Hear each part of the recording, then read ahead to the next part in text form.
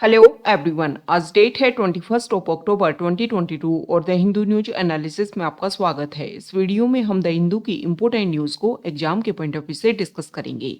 नीचे description box में Telegram channel Volcano IAS academy का लिंक दिया हुआ है। आप Telegram channel Volcano IAS academy के साथ में जुड़ सकते हैं। वहां पर हर exam means UPSC, state PCS and other exams के पॉइंट ऑफ व्यू से काफी इंपोर्टेंट इन्फॉर्मेशन आप सभी के साथ में शेयर की जाती है। तो चलो स्टार्ट करते हैं। वीडियो को स्टार्ट करेंगे एक ज्योग्राफिकल मैप क्वेश्चन के साथ में। और आज आपका क्वेश्चन ये है कि अनंगताल लेक को आपको मैप में व्यू करना है। फिर इससे रिलेटेड हर इंपोर्टेंट फैक्ट्स को एंड इंफॉर्मेशन को कमेंट बॉक्स में टाइप करना है। कल हमने आपसे क्वेश्चन पूछा था सतलुज रिवर को लेकर के। तो सतलुज रिवर को अगर हम मैप में व्यू करें, सतलुज रिवर का ओरिजिन हिमालय के नॉर्दर्न पार्ट में तिब्बत वाले रीजन से होता है। उसके बाद में इंडिया में हिमाचल प्रदेश स्टेट से एंटर करते हुए पंजाब में फ्लो करती है और लास्ट में पाकिस्तान में जाकर के अपने आप को इंडस रिवर में मर्ज करती है।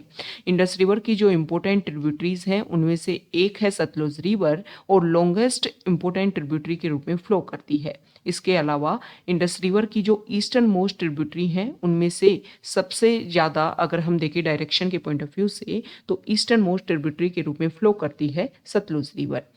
अदर इंपॉर्टेंट फैक्ट्स को अगर हम डिस्कस करें तो इंडस रिवर की यहाँ पर अदर इंपॉर्टेंट ट्रिब्यूटरीज हैं जैसे कि झेलम, चेनाब, रावी, ब्यास। इनमें से जो ब्यास रिवर है वो सतलुज रिवर में इंडिया में ही मर्ज हो जाती है और जो अदर इंपॉर्टेंट ट्रिब्यूटरी है वो जाकर के पाकिस्तान में आपस में मर्ज होती हैं। फिर सतलुज रिवर में मिक्स होकर के लास्ट में इंडस रिवर में अपने आप को मर्ज करती है। तो जब भी आप किसी रिवर को डिस्कस करो कौन सी डायरेक्शन से उसमें कौन सी इंपॉर्टेंट उसकी ट्रिब्यूटरी आकर के मर्ज हो रही है, किस एरिया में आपस में वो मर्ज हो रही हैं, ये सारे इंपॉर्टेंट फैक्ट्स जो हैं वो आपको ध्यान में होने चाहिए। द हिंदू को अगर हम डिस्कस करें तो फर्स्ट इंपॉर्टेंट न्यूज़ है द हिंदू के फ्रंट पेज पर हमारे जो प्राइम मिनिस्टर हैं उन्होंने गुजरात में कल जो है वो स्टैच्यू ऑफ यूनिटी पर एक न्यू इनिशिएटिव, इसके बारे में अगर हम डिस्कस करें तो लास्ट ईयर जब COP26 की जब मीटिंग हुई थी ग्लासगो में, उसी टाइम ये जो न्यू इनिशिएटिव है जिसको लाइफ के नाम से जाना जाएगा, लाइफ स्टाइल फॉर एनवायरमेंट, कि एनवायरमेंट के अकॉर्डिंग जो है वो एक सस्टेनेबल और हेल्दी लाइफ स्टाइल होनी चाहिए। इसी को प्रमोट करने के लिए एक नया इनिशिएटिव लॉन्च किया गया है ताकि प्रेजेंट टाइम में ये बोला गया है कि देखो दो मेजर इशू हैं, क्लाइमेट चेंज और ग्लोबल वार्मिंग जो है वो प्रेजेंट टाइम में वर्ल्ड के सामने मेन चैलेंजेस के रूप में है। तो इन सभी को अगर हमें काउंटर करना है, इनको एक तरीके से रेगुलेट करना है, तो हमारी लाइफस्टाइल जो है वो काफ़ी हेल्दी और सस्टेनेबल होनी चाहिए। लाइफ का मतलब है लाइफस्टाइल फॉर एनवायरमेंट। ओके, यहाँ पर जो यूएन के जो हेड हैं मिस्टर गुटेरेस, उन्होंने लाइफ का जो नया इनिशिएटिव है, इसका लोगो, इसकी जो टैगलाइन है, इन सभी को यहाँ पर लॉन्च किया। इसके अलावा जो भी अदर इंपॉर्टेंट फैक्ट्स हैं उन सभी को यहाँ पर डिस्कस किया। तो देखो गुजरात से ये इनिशिएटिव स्टार्ट किया है तो इसके बारे में भी बोला गया है कि the launch of mission life in Gujarat is important as it was the first state to initiate measures in the direction of renewable energy and climate protection. मतलब इसमें इस एरिया में काम करते हुए गुजरात स्टेट ने अपना फर्स्ट इंपॉर्टेंट रोल प्ले किया था, इसीलिए ये इनिशिएटिव जो है वो वहां से लॉन्च किया गया है। तो यहाँ पर ये जो लाइफ इनिशिएटिव है इसके बारे में हमने डिस्कस किया कि लास्ट ईयर ग्लासगो COP26 की जो मीटिंग हुई उसमें इस इनिशिएटिव के ऊपर फोकस किया गया था। वहाँ पर हमारे प्राइम मिनिस्टर के द्वारा इसको इनिशिएट किया गया था। ओके, तो हम कुछ अदर फैक्ट्स को डिस्कस करेंगे कि हमारे इंडिया लेवल पर कौन कौन सा काम किया जा रहा है। और अब तक अगर हम डिस्कस करें तो ग्लोबल वार्मिंग को और इसके अलावा जो हमने डिस्कस किया दूसरा इंपॉर्टेंट इशू, यहाँ देखिए क्लाइमेट चेंज, इनको रेगुलेट करने के लिए हमारी जो गवर्नमेंट है उन्होंने अब तक क्या क्या काम किया है और कौन कौन से टारगेट्स को इंडिया अब तक अचीव कर चुका है। देखो फर्स्ट इंपॉर्टेंट पॉइंट्स अगर हम देखें तो इंडिया ने अपना जो फॉरेस्ट कवर है वो काफ़ी ज़्यादा इंक्रीज किया है। 2017 के डाटा अगर हम देखें तो इंडिया में 21.54% जो है वो फॉरेस्ट कवर था। इसके बाद में 2021 के आप डाटा ले लीजिए, 2021 में ये जो फॉरेस्ट कवर है वो 21.71% तक इंक्रीज हुआ है। इसके अलावा अगर हम बात करें तो इथेनॉल ब्लेंडिंग की, इथेनॉल क्या होता है, जो भी हमारे प्रेजेंट टाइम में हम फॉसिल फ्यूल यूज़ कर रहे हैं पेट्रोल डीजल, उनमें इनकी अवेलेबिलिटी जो है वो इंक्रीज की जाएगी। और यहाँ पर इथेनॉल ब्लेंडिंग जो है इसके बारे में 2022 तक जो 10% ब्लेंडिंग का जो टारगेट है वो हम अचीव कर लेंगे। इलेक्ट्रिसिटी, इंस्टॉल्ड इलेक्ट्रिसिटी की अगर हम बात करें तो 40% तक इंस्टॉल्ड इलेक्ट्रिसिटी जो है वो नॉन फोसिल फ्यूल से हम जनरेट कर रहे हैं। रिन्यूएबल एनर्जी की बात करें तो 150.54 गीगावाट जो है वो रिन्यूएबल एनर्जी हम जनरेट कर पा रहे हैं। तो ये इंडिया ने एक तरीके से अचीव करने की कोशिश की है कि ताकि जो भी ग्लोबल वार्मिंग और जो अदर इश्यूज है उनको हम रेगुलेट कर सके, काउंटर कर सकें। और जो भी अदर इम्पोर्टेंट फीचर्स हैं जिनके ऊपर फोकस किया गया था 2015 के टाइम में, पेरिस एग्रीमेंट के टाइम में, फिर लास्ट ईयर ग्लासगो के टाइम में, जिसमें इंडिया ने अपना ग्लासगो में अपना जो टारगेट है कि नेट जीरो एमिशन टारगेट 2070 को हम अचीव करेंगे। इन सब को अचीव करने के लिए इंडिया को जो है वो रेगुलर स्टेप बाय स्टेप जो है वो अपने जो भी इंपॉर्टेंट पॉइंट्स हैं उनको कंप्लीट करना होगा, अपने ऑब्जेक्टिव्स को कंप्लीट करना होगा, तभी हम 2070 तक अपने नेट जीरो एमिशन टारगेट को कंप्लीट कर पाएंगे। तो ये कुछ इंडिया के एक तरीके से कुछ पॉजिटिव इनिशिएटिव हैं जिनका रिजल्ट यहाँ पर देखने को मिल रहा है। अब दूसरा यहाँ पर बात की गई है स्टैच्यू ऑफ यूनिटी की। ये जो आर्टिकल हमने डिस्कस किया ना अभी द हिंदू का, इसमें स्टैच्यू ऑफ यूनिटी की बात की गई है। तो स्टैच्यू ऑफ यूनिटी जो है आप सभी को पता है कि सरदार वल्लभ भाई पटेल, जब हमारे इंडिया का इंडिपेंडेंस इंडिया को मिल रही थी तो इंडिया को दो पार्ट में बांटा गया, इंडिया और पाकिस्तान। साथ ही साथ में जो हमारे प्रिंसली स्टेट्स हैं उनको ये छूट दी गई कि चाहे तो इंडिया के साथ जाओ, चाहे पाकिस्तान के साथ जाओ, और चाहे अपने आप को इंडिपेंडेंट रखो। तो हमारे इंडिया में 560 के लगभग प्रिंसली स्टेट्स थे, उन सभी को इंडिया के साथ जोड़ने में इंपॉर्टेंट रोल प्ले किया था सरदार वल्लभ भाई पटेल ने। तो उन्हीं को डेडिकेटेड है स्टैच्यू ऑफ यूनिटी। यहाँ पर अगर हम स्टैच्यू ऑफ यूनिटी की बात करें तो पूरे वर्ल्ड में सबसे टॉलेस्ट स्टैच्यू के रूप में ये लोकेटेड है। 182 मीटर जो है इसकी हाइट है। और यहाँ पर अदर इम्पोर्टेंट फैक्ट्स को अगर हम देखें तो 1928 में बारदोली मूवमेंट हुआ था। उस बारदोली मूवमेंट में जो वीमेन थी उन्होंने ही सरदार वल्लभ भाई पटेल को सरदार का जो टाइटल है वो दिया था। इसके अलावा इंडिपेंडेंस के टाइम में जब हमारी कॉन्स्टिट्यूएंट असेंबली बनाई गई तो उसमें भी सरदार वल्लभ भाई पटेल ने इम्पोर्टेंट रोल प्ले किया था। जो प्रोविंशियल कॉन्स्टिट्यूशन कमेटी थी, प्रोविंशियल कॉन्स्टिट्यूशन कमेटी, उसके हेड का रोल प्ले किया था सरदार वल्लभ भाई पटेल ने। और इसके अलावा अगर हम देखें तो एडवाइजरी कमेटी बनाई गई थी फंडामेंटल राइट्स के लिए, माइनॉरिटीज़ एंड ट्राइबल एंड इसके अलावा एक्सक्लूडेड एरियाज़ के लिए, minorities, tribal and excluded areas के लिए और फंडामेंटल राइट्स के लिए जो एडवाइजरी कमेटी बनाई गई थी उसके भी हेड थे सरदार वल्लभ भाई पटेल। तो कॉन्स्टिट्यूएंट असेंबली में इंपॉर्टेंट रोल प्ले किया, पहले हमारे जो फ्रीडम मूवमेंट है उसमें इंपॉर्टेंट उन्होंने रोल प्ले किया, इंडिया के इंटीग्रेशन में उन्होंने इंपॉर्टेंट रोल प्ले किया, हमारे इंडिया के फर्स्ट होम मिनिस्टर और इसके अलावा हमारे इंडिया के फर्स्ट डेप्यूटी प्राइम मिनिस्टर भी थे सरदार वल्लभ भाई पटेल। तो ये इंपॉर्टेंट फैक्ट्स हमने उनसे रिलेटेड डिस्कस किए हैं। नेक्स्ट इंपॉर्टेंट आर्टिकल है और यहाँ पर CCI competition commission of India ने गूगल के ऊपर 1338 करोड़ रुपए की पेनल्टी लगाई है कि जो भी आपको यहाँ पर छूट दी गई उसका आपने मिसयूज करने की एक तरीके से कोशिश की है।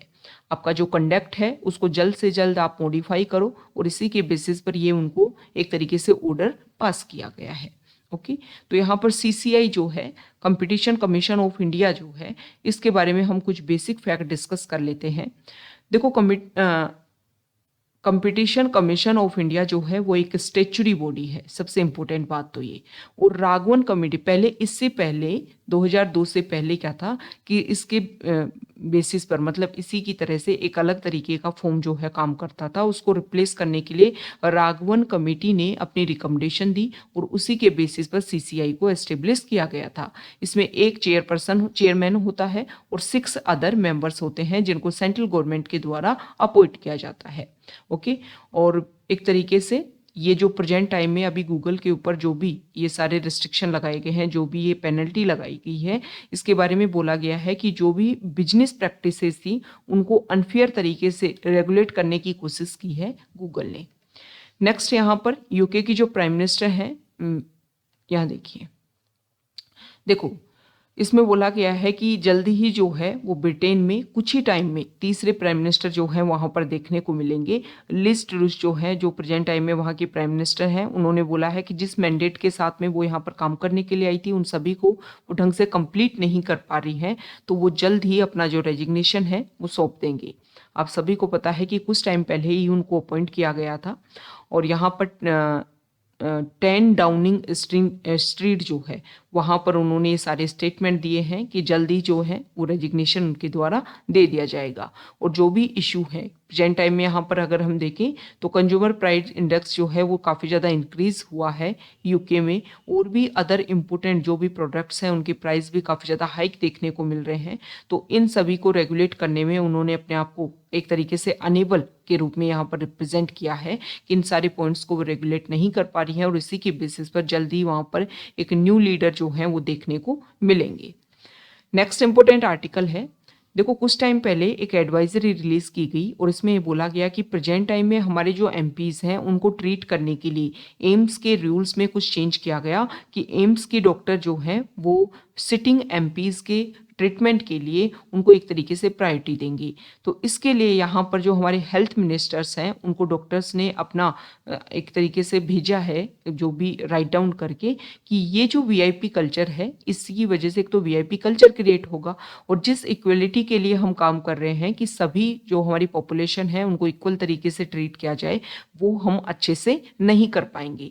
तो इन सारे इश्यूज को हम कब सोल्व कर पाएंगे? हम तब सोल्व कर पाएंगे जब जो है वो सभी को इक्वल तरीके से ट्रीट किया जाएगा। तो इसको लेकर के हमारे जो हेल्थ मिनिस्टर हैं वो अपना कुछ ना कुछ इनिशिएटिव जो है या कुछ ना कुछ अपने स्टेटमेंट जो है वो क्लियर करे, ताकि इस तरीके का जो इश्यू देखने को मिलता है डॉक्टर्स के लिए उसको भी खत्म किया जा सके। नेक्स्ट इंपोर्टेंट आर्टिकल है एडिटोरियल पेज पर, और यहाँ पर जो फर्स्ट आर्टिकल है, देखो इसमें बताया गया है कि प्रेजेंट टाइम में अगर हम देखें तो इंडिया और यूएस जो है वो पिछले कुछ महीनों से रेगुलर कोशिश कर रहे हैं कि जो भी टेररिस्ट ग्रुप्स हैं या भी जो भी इम्पोर्टेंट टेररिस्ट हैं जिनकी वजह से काफ़ी ज़्यादा अटैक फेस करने पड़े हैं पूरे वर्ल्ड को, उन सभी को रेगुलेट करने के लिए और यूनाइटेड नेशन सिक्योरिटी काउंसिल की जो 1267 नंबर की जो टेरर लिस्ट है, जिसमें जो ऑर्गेनाइजेशन है जो टेररिस्ट हैं उनको इंक्लूड किया जाता है ताकि उनके ऊपर बैन लगाया जा सके। तो इसको लेकर के जो रेजोल्यूशन पास करवाने की कोशिश की जा रही है उसको चाइना ने टाइम टू टाइम होल्ड पर रखा है। तो यहाँ पर इंडिया के बारे में बताया गया है कि इंडिया से पहले जो टेररिस्ट हैं उनके बारे में बताया गया है कि जिनको ये रेजोल्यूशन जिनके लिए पास करवाने की कोशिश की जा रही थी उन्होंने बहुत टाइम टू टाइम बहुत टेररिस्ट जो अटैक हुए हैं उनमें उनका इम्पोर्टेंट रोल था। जैसे कि अगर हम बात करें तो यहाँ पर जिनको भी रेगुलेट करवाने की या जिनको भी बैन करवाने की कोशिश की जा रही है, तो 1999 के टाइम से ही IC 814 जो हाईजैक हुआ था, पार्लियामेंट अटैक हुआ 2001 में, मुंबई अटैक हुआ 2008 में, पठानकोट, उरी, पुलवामा अटैक हुए, इसमें ये सारी जो ऑर्गेनाइजेशन है और ये जो टेररिस्ट हैं इन्होंने अपना रोल प्ले किया था। तो यहाँ पर इंडिया जो है वो रेगुलर कोशिश कर रहा है। वैसे तो इंडिया 2008 के बाद में ही इस तरीके की कोशिश कर रहा है कि जो इंटर कंट्री जो है या एक कंट्री से दूसरे कंट्री में जो इफेक्ट देखने को मिलता है टेररिज्म को, इसको रेगुलेट करने की ज़रूरत है, क्योंकि कोई और कंट्री जो है वो फ्लोरिश कर रहा है लेकिन उसकी वजह से किसी अदर कंट्री को इशू फेस करने पड़ रहे हैं। ओके, तो यहाँ पर इंडिया को लेकर के कुछ 3 पॉइंट रखे गए हैं कि या तो इंडिया जो है वो रेगुलर क्या करता है, रेजोल्यूशन पास करता रहे, और जो है दूसरा चाहे चाइना जो है वो होल्डिंग कैपेसिटी जो है वो अपनी मेंटेन करता रहे, लेकिन इंडिया जो है वो रेगुलर अपना रेजोल्यूशन पास करता रहे। दूसरा यहाँ पर फोकस किया गया है कि इंडिया जो है प्रेजेंट टाइम में, देखो चाइना जो है वो अपने डिप्लोमेटिक चैनल को हमेशा ओपन करके रखना चाहता है और ग्लोबल कोऑपरेशन में टेररिज्म को लेकर के ऐसा नहीं है कि चाइना फोकस नहीं करना चाहता, लेकिन प्रेजेंट टाइम में जो पाकिस्तान है वो है FATF की ग्रे लिस्ट में, और हो सकता है कि कुछ ही टाइम में वो FATF की ग्रे लिस्ट से बाहर आ जाए। तो अभी अगर इन ऑर्गेनाइजेशन को बैन किया जाता है तो एक तरीके से ये इनिशिएटिव या ये न्यूज़ बाहर स्प्रेड होगी कि जो पाकिस्तान है उसमें अभी भी टेररिज्म ऑर्गेनाइजेशन जो है वो रेगुलर चल रहे हैं और उनको यहाँ पर फ्लोरिश किया जा रहा है। तो इसके बेसिस पर हो सकता है कि ग्रे लिस्ट से वो बाहर ना आ पाए। ओके। तो यहाँ पर हर कंट्री जो है वो अपने रिलेशन को मेंटेन करने की कोशिश करता है। तो यहाँ पर इंडिया को भी अपनी तरफ से जो प्रोसीजर है उसको रेगुलर करते रहना चाहिए, ताकि इस तरीके का जो रिस्ट्रिक्शन है, जैसे 2019 में देखा गया कि रेगुलर प्रोसीजर बना हुआ था, तो जो एक इम्पोर्टेंट टेररिस्ट जो था उसको यहाँ पर क्या कर दिया गया था, बैन कर दिया गया था। तो सेम इसी तरीके से जो प्रोसीजर है वो अदर ऑर्गेनाइजेशन के ऊपर भी रेगुलर होता रहेगा। नेक्स्ट इम्पोर्टेंट आर्टिकल है, यहाँ देखिए। देखो, अभी जो है वो ऑफिशियल लैंग्वेज कमेटी की जो रिपोर्ट आई है 11th वॉल्यूम, इसमें प्रेसिडेंट ऑफ इंडिया को इस कमेटी ने अपनी रिपोर्ट सबमिट की है। और इसमें एक इम्पोर्टेंट बात बोली गई है कि ये जो रिपोर्ट आई है ना, सिर्फ इसमें 2 स्टेट के चीफ मिनिस्टर, तमिलनाडु और केरला के जो चीफ मिनिस्टर हैं, उन्होंने यहाँ पर इस रिकमेंडेशन को लेकर के रिएक्शन दिया है, और अदर स्टेट ने यहाँ पर कोई भी अपनी इम्पोर्टेंट स्टेटमेंट नहीं दिया है। ओके। तो इसमें देखो एक स्पेशल स्टेटस की बात की गई है। ये जो कमेटी है इसने रिकमेंडेशन दी है कि जल्द ही हिंदी को जो है वो एक मेन लैंग्वेज के रूप में रखा जाएगा, और हिंदी के ऊपर फोकस किया जाएगा। Kendriya Vidyalaya, Indian Institute of Technology, Indian Institute of Management, central universities, इन सभी में इंस्ट्रक्शन के लिए सिर्फ हिंदी को यूज़ किया जाएगा। साथ ही साथ में हिंदी जो है वो स्टेट्स के बीच में कन्वर्सेशन के पॉइंट ऑफ व्यू से, या फिर जो भी हमारे एग्जाम्स हैं उन सभी में हिंदी के लिए काम किया जाएगा। तो यहाँ पर बोला जा रहा है कि जल्दी हो सकता है, ऐसी बात रखी जा रही है कि जो हमारे सिविल सर्विसेज का एग्जाम होता है उन सभी में, या जो भी गवर्नमेंट का एग्जाम होता है वहाँ पर हिंदी के ऊपर ही फोकस किया जाए। तो देखो इस आर्टिकल में यहाँ पर इम्पोर्टेंट बात बताई गई है। इम्पोर्टेंट बात ये बताई गई है कि यहाँ पर बेसिक बैकग्राउंड का पहले बोला गया है कि जब कॉन्स्टिट्यूशन का फॉर्मेशन हो रहा था तब भी हिंदी को ही मेन लैंग्वेज के रूप में रखा गया था, और हमारे कॉन्स्टिट्यूशन में तो ये बात बोली भी गई है। आर्टिकल 343 जो है वो एक बात बोलता है कि हिंदी जो देवनागरी स्क्रिप्ट में लिखी गई है उसका यूज़ किया जाएगा। ओके। लेकिन फिर इंग्लिश को भी रेगुलर किया गया, क्योंकि कॉन्स्टिट्यूएंट असेंबली में जो सर्दर्न पार्ट है हमारे इंडिया का उसको यहाँ पर फॉलो करने की बात की गई। और इसका देखो, इंडिया के नॉर्दर्न इंडिया और सर्दर्न इंडिया में अगर आपको कनेक्टिविटी बनानी है तो वहाँ की जो रीजनल लैंग्वेज है उनको सर्दर्न वाले नहीं जानते, और सर्दर्न की रीजनल लैंग्वेजेस को नॉर्दर्न वाले नहीं जानते। तो दोनों में अगर एक तरीके से कम्युनिकेशन होना चाहिए तो इंग्लिश जो है वो एक गुड जो है वो एक मीडिएटर का रोल प्ले करता है। ओके। लेकिन अगर हिंदी के ऊपर फोकस किया जाएगा तो सर्दर्न जो स्टेट हैं वो एक तरीके से अपने आप को यहाँ पर सेपरेटिज्म की तरफ फील करेंगी, क्योंकि जो कनेक्टिविटी है वो नॉर्दर्न पार्ट से उनकी हो ही नहीं पाएगी। उनकी जो लोकल लैंग्वेज है उनका सिर्फ सर्दर्न पार्ट में, उनके स्टेट में उसका स्प्रेड देखने को मिलता है। तो इसकी वजह से इशू जो हैं वो क्रिएट हो सकते हैं। तो राइटर ने यहाँ पर बताया कि इंग्लिश को हमने रेगुलर किया था स्टार्टिंग में 15 ईयर के लिए, लेकिन फिर उसको इनडेफिनेट टाइम के लिए रेगुलर कर दिया गया। तो यहाँ पर अदर स्टेट की अगर हम बात करें, अदर कंट्रीज के यहाँ पर एग्जाम्पल के थ्रू भी यहाँ पर शो कर रखा है कि जैसे यहाँ देखिए, एक सेकेंड, हाँ देखो कनाडा का यहाँ पर एग्जाम्पल लिया हुआ है कि कनाडा में इंग्लिश और फ्रांस जो है वो ऑफिशियल लैंग्वेज है। ओके। और यहाँ पर today the union has Hindi and English as 2 official language. तो हिंदी और इंग्लिश को हम दोनों को साथ लेकर के चल सकते हैं, ताकि जो कनेक्टिविटी है वो भी बनी रह सके और जो हमारी इंटीग्रिटी है वो भी बनी रह सके। कंट्री में ये भी ना देखने को मिले कि सिर्फ नॉर्दर्न पार्ट वालों को ही प्रमोट किया जा रहा है, सदर्न पार्ट वालों के ऊपर फोकस नहीं किया जा रहा है। और ये तो हम बार बार डिस्कस कर चुके हैं कि ये जो यूनिकनेस है हमारे कल्चर की, ये जो डाइवर्सिटी है, ये यूनिकनेस है हमारे कल्चर की, इसके ऊपर हमें फोकस करना चाहिए। और इसी यूनिकनेस के साथ में हमें इंडिया को बनाए रखना है, हमारी कंट्री को बनाए रखना है। नेक्स्ट इंपॉर्टेंट आर्टिकल है पेज नंबर 11 पर।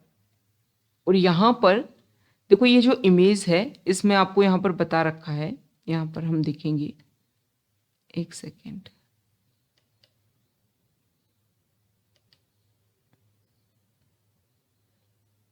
वन सेकेंड,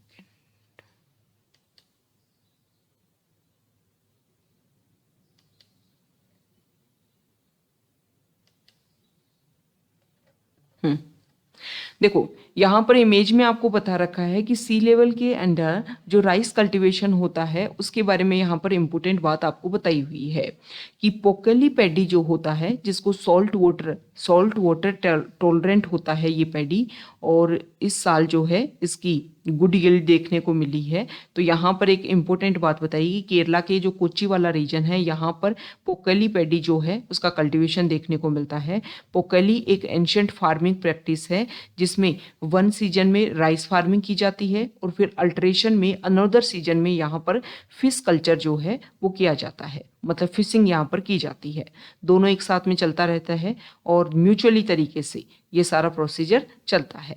लेकिन प्रेजेंट टाइम में क्या देखने को मिल रहा है कि यहाँ पर जो श्रिम्प फार्मर है वो भी यहाँ पर अपना जो कल्टीवेशन है उसके ऊपर फोकस कर रहे हैं, जिसकी वजह से जो राइस कल्टीवेशन है उसके ऊपर इफेक्ट देखने को मिल रहा है। तो यहाँ पर ये बताया गया है कि पहले 25,000 हेक्टेयर एरिया में ये जो मतलब एक सेंचुरी पहले अगर हम देखें, अबाउट एक क्वार्टर सेंचुरी अगो, ओके, तो 25,000 हेक्टेयर एरिया में ये जो कल्टीवेशन है वो देखने को मिलता था। लेकिन प्रेजेंट टाइम में काफ़ी ज़्यादा एरिया डिक्रीज हो गया है, लगभग 4,000 हेक्टेयर एरिया में ही ये कल्टीवेशन देखने को मिलता है।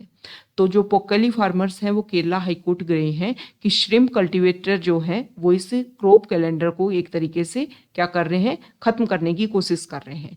तो यहाँ पर ये जो रेयर पैडी वेराइटी है इसको प्रोटेक्ट करने के लिए जुडिशरी जो है अपना काम करे। तो देखो ये जो सी अंडर सी वाटर जो है, जो राइस कल्टीवेशन होता है वो एक इम्पोर्टेंट एग्रीकल्चर प्रैक्टिस है और इसी को फोकस करते हुए अगर हम बात करें तो FAO food and agriculture organisation of united nation जो है उन्होंने एक इनिशिएटिव स्टार्ट किया GIAHS। ये क्या होता है, globally important agriculture heritage system. Globally level पर जो भी एग्रीकल्चर में जो भी हेरिटेज लेवल पर जो भी सिस्टम को फॉलो किया जाता है उन सभी को प्रोटेक्ट करने के लिए ये प्रोग्राम लॉन्च किया गया। अब इसमें हमारे इंडिया की भी 3 प्रैक्टिसेस जो हैं उसको इन्वॉल्व किया गया है। एक तो अगर हम डिस्कस करें तो कुट्टानाड में जो बिलो सी फार्मिंग कल्टीवेशन होता है, बिलो सी फार्मिंग कल्टीवेशन होता है केरला वाले रीजन में, उसको यहाँ पर प्रोटेक्ट करने की बात की गई है। दूसरा जो है उसको यहाँ पर इंसर्ट किया गया है GIHS प्रोग्राम में, वो है उड़ीसा का जो कोरापुट ट्रेडिशनल एग्रीकल्चर होता है, कोरापुट ट्रेडिशनल एग्रीकल्चर जो होता है उड़ीसा स्टेट में, उसको यहाँ पर इंसर्ट किया गया है। और ये केरला का हमने देखा ही, कुट्टानाड में जो अंडर सी वाटर फार्मिंग होती है, ओके। और जो 3rd नंबर पर जो है वो है Pampore saffron heritage, Pampore saffron heritage of Kashmir, okay. तो यहाँ पर सैफ्रॉन की जो कल्टीवेशन होती है, यहाँ पर कुट्टानाड में जो एक तरीके कुट्टानाड में जो अंडर सी वाटर होता है, अंडर सी वाटर कल्टीवेशन, और उड़ीसा में जो है वो कोरापुट ट्रेडिशनल एग्रीकल्चर सिस्टम होता है। तो इन सभी को इसमें इनिशिएट किया गया है, इंसर्ट किया गया है। तो पूरे वर्ल्ड लेवल पर जो भी एग्रीकल्चर की प्रैक्टिसेस काफ़ी एंशिएंट टाइम से फॉलो की जा रही हैं उन सारे हेरिटेज को प्रोटेक्ट करने के लिए प्रोग्राम लॉन्च किया गया था। तो आपको एक क्लियरली ध्यान में होने चाहिए कि इंडिया के कौन कौन सी एग्रीकल्चर प्रैक्टिसेस को इसमें इंसर्ट किया गया है। नेक्स्ट इंपॉर्टेंट आर्टिकल है पेज नंबर 12 पर, और यहाँ पर जो फर्स्ट आर्टिकल है, देखो तमिलनाडु जो गवर्नमेंट है उन्होंने एक कमेटी जो है उसका फॉर्मेशन किया है और एक सेटअप किया है कमेटी का जो वल्चर्स के इफेक्टिव कंजर्वेशन के लिए काम करेगी। अभी प्रेजेंट टाइम में क्या हो रहा है कि देखो तमिलनाडु में वल्चर की जो लार्जेस्ट पॉपुलेशन देखने को मिलती थी विंध्या माउंटेन रेंज में, लेकिन टाइम के साथ में डिक्रीज हो रहा है। डिक्रीज होने का मेन रीजन ये भी माना जाता है कि जो भी कैटल हैं उनको कुछ जो मेडिसिन दी जा रही है जिसमें से डिक्लोफेनेक जो है, यहाँ पर non steroidal anti inflammatory drugs जो है जो कैटल को ट्रीट करने के लिए यूज़ की जाती है, जिसमें डिक्लोफेनक है। और ये जो डिक्लोफेनक है इसकी अवेलेबिलिटी देखने को मिली है वल्चर्स में, तो इसको बैन भी किया गया है ताकि वल्चर्स की जो पॉपुलेशन है उसको बनाए रखा जा सके। तो यहाँ पर तमिलनाडु जो है वहाँ पर वल्चर की कुछ 4 स्पीसीज जिसमें white rumped vulture, Asian king vulture, Egyptian vulture और लॉन्ग बिल्ड वल्चर जो है, इसकी स्पीसीज की संख्या जो है वो यहाँ पर देखने को मिलती है, लेकिन टाइम के साथ में कम हो रही है। अब क्यों कम हो रहे हैं, तो इसमें बताया गया है कि अलग अलग रीजन है, जो पॉपुलेशन है वो इसलिए भी कम हो रहे हैं क्योंकि जो एक तरीके से यहाँ देखो संख्या जो है वो डिक्रीज हो रही है क्योंकि टाइम के साथ में कुछ पॉइजनिंग इवेंट्स जो हैं वो देखने को मिल रहे हैं। काफ़ी ज़्यादा इनकी संख्या डिक्रीज इसलिए भी हो रही है कि जो एक लॉन्ग एरिया इनको रहने के लिए चाहिए था उसमें काफ़ी ज़्यादा डिक्रीज देखने को मिल रहा है। दूसरा अगर हम बात करें तो देखो टेम्पल टूरिज्म सिगुर जो प्लेट्यू है तमिलनाडु वाले रीजन में, स्पेसिफिक तमिलनाडु वाले रीजन पर फोकस किया गया है। तो सिगुर प्लेट्यू जो है वहाँ पर टेम्पल टूरिज्म है, तो लोगों की संख्या ज़्यादा आ रही है। तो इसकी वजह से देखा गया है कि वहाँ पर रहने वाले जो वल्चर्स हैं वो काफ़ी ज़्यादा दूर जा करके, मतलब उस एरिया को छोड़ करके वो वहाँ से चले गए हैं। तो यहाँ पर फोकस किया गया है कि जो टूरिज्म कल्चर है उसको फोकस तो किया जाए, लेकिन एक रेगुलेटेड लोगों की संख्या जो है वो यहाँ पर बुलाई जाए।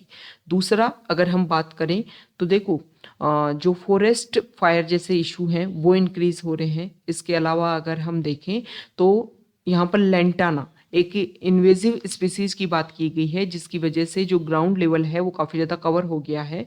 तो जो वल्चर्स होते हैं उनको जो लैंड एरिया पर आने के लिए जो अवेलेबिलिटी होनी चाहिए उसकी संख्या काफ़ी कम होती जा रही है। क्लाइमेट चेंज की वजह से भी इनकी संख्या कम हो रही है। कैटल को जो भी ड्रग्स यूज किए जा रहे हैं उनकी वजह से, क्योंकि ये एक्सकेवेंजर का रोल प्ले करते हैं और जो हमारी फूड वेब है उसमें इम्पोर्टेंट रोल प्ले करते हैं। एक तरीके से जो भी क्लीनिनेस में एक इम्पोर्टेंट रोल प्ले करते हैं हमारी सोसाइटी में, हमारी अर्थ में। तो इनका काफ़ी इम्पोर्टेंट रोल है। इनकी जो संख्या अगर डिक्रीज हो रही है तो उसके ऊपर फोकस किया जाए, जो भी इश्यूज हैं उनको रेगुलेट करने की कोशिश की जाए। नेक्स्ट इम्पोर्टेंट आर्टिकल है पेज नंबर 14 पर, और यहाँ पर जो आर्टिकल है देखो, छत्तीसगढ़ जो स्टेट है उसमें एक नया इनिशिएटिव लाया गया है कि यहाँ पर जो सालसा स्टेट, यहाँ देखिए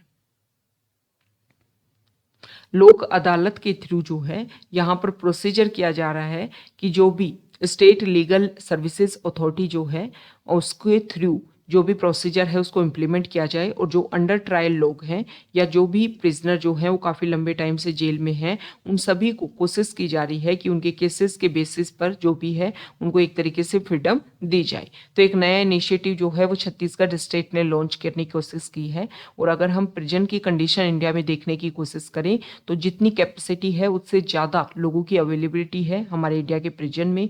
तो उस स्ट्रेंथ को और एक तरीके से जो बैलेंस है उसको बनाए रखने की जरूरत है।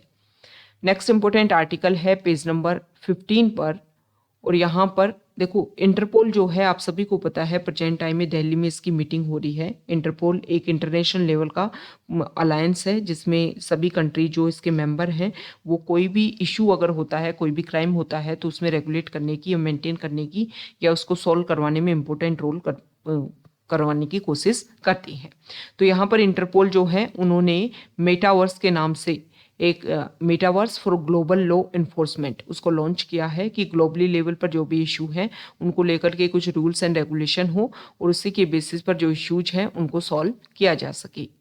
Next important article page number 16 पर, और यहाँ पर इंपॉर्टेंट आर्टिकल ये है कि अभी हमारी जो गवर्नमेंट है उन्होंने जो मुस्लिम और क्रिश्चियन जो कम्युनिटी है उनमें जो कन्वर्टेड शेड्यूल कास्ट के जो लोग हैं उनके ऊपर फोकस करने के लिए बात रखी गई है, क्योंकि सुप्रीम कोर्ट में इसको लेकर के बार बार पिटीशन डाली जाती है कि जो कन्वर्टेड दलित हैं उनकी जो कंडीशन है उसके ऊपर फोकस किया जाए, क्योंकि ये बोला जाता है कि जिस कंडीशन को सुधारने के लिए कन्वर्जन देखने को मिला था उसमें कोई भी एक तरीके से इम्प्रूवमेंट नहीं हुआ है।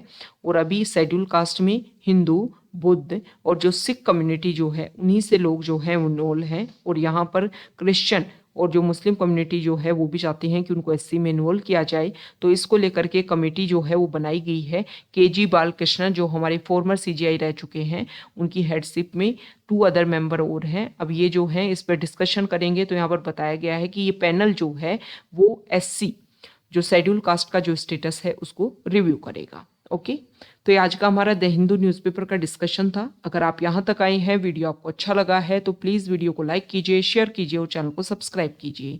Okay, thank you.